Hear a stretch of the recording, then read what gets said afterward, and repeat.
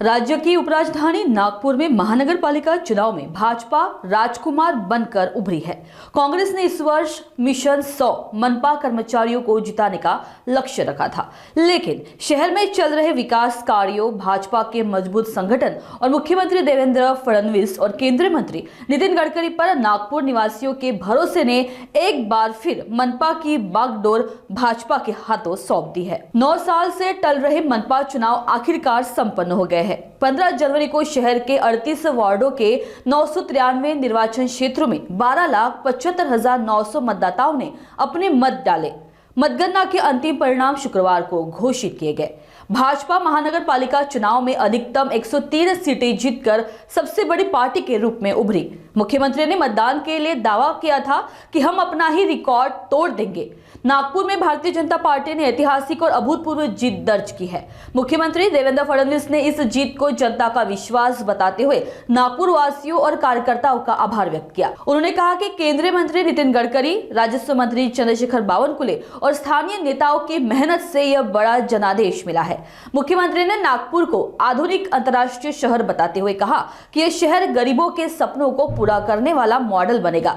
BJP ने महाराष्ट्र में record बनाते हुए 29 में से 25 महानगर पालिकाओं में सत्ता हासिल की है। इस अवसर पर केंद्रीय मंत्री नितिन गडकरी ने मुख्यमंत्री को बधाई दी और कहा कि यह जीत जनप्रतिनिधियों के समर्पित कार्य का परिणाम है। दोनों नेताओं ने कार्यकर्ताओं से सत्ता का अहंकार न लाने और पारदर्शी व जनहितकारी काम करने की अपील की। इस समय सभी भाजपा के विधायक और कार्यकर्ता मौजूद थे। मनपा में जीत से बहके नहीं, मनपा में ट्रांसपेरेंट और लोगों को ध्यान में रखकर सरकार चलाए, यह सलाह मुख्यमंत्री देवेंद्र फडणवीस ने एक विजय रैली को संबोधित करते हुए नए चुने गए पार्षदों को दी।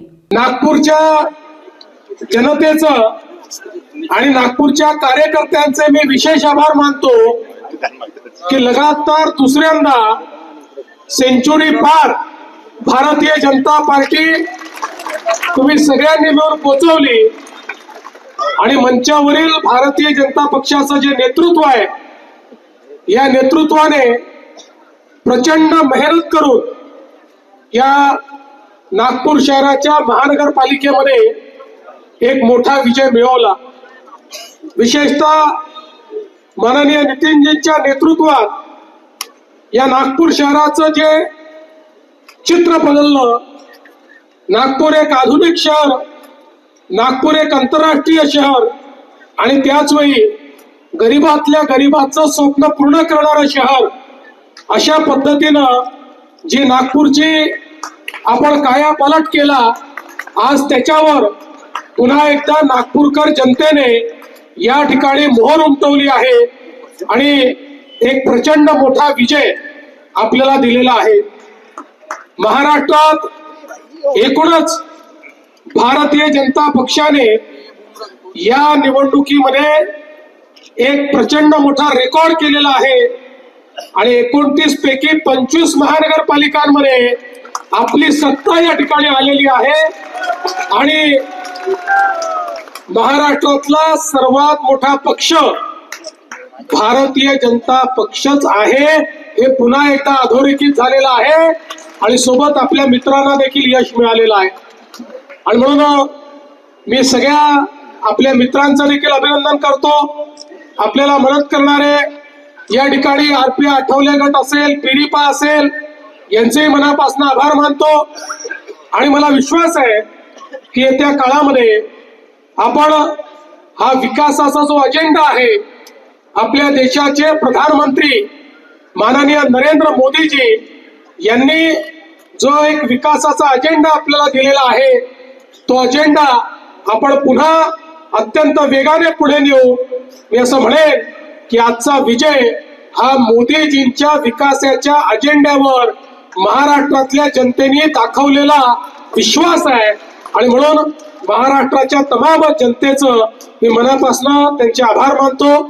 आपले अनेक नव्याने निवडून आलेले नगरसेवक या ठिकाणी आहेत, त्या सगळ्यांचं अतिशय मनापासून अभिनंदन करतो आणि एकच अपेक्षा व्यक्त करतो, महाराष्ट्रातले असतील, नागपुरातले असतील सर्व कार्यकर्ते, आपण विजयाचा आनंद मनवायचा आहे, पण विजयाच्या उन्मादात जायचं नाही आहे आणि जेवढे आपले नगरसेवक निवडून आले आहेत त्या सगळ्या नगरसेवकांकडून ही अपेक्षा आहे की जे प्रचंड यश आपल्याला महाराष्ट्रातल्या आणि नागपुरातल्या नागरिकांनी दिलेलं आहे, हे यश आपल्याला जर सार्थकी लावायचं असेल तर पुढच्याही काळामध्ये पारदर्शी प्रामाणिकतेतून महानगरपालिकेचा कारभार चालवून जनसामान्यांच्या आशा आकांक्षा पूर्ण करणारी महानगरपालिका म्हणून या महानगरपालिकेला आपण या ठिकाणी पुढे नेऊ.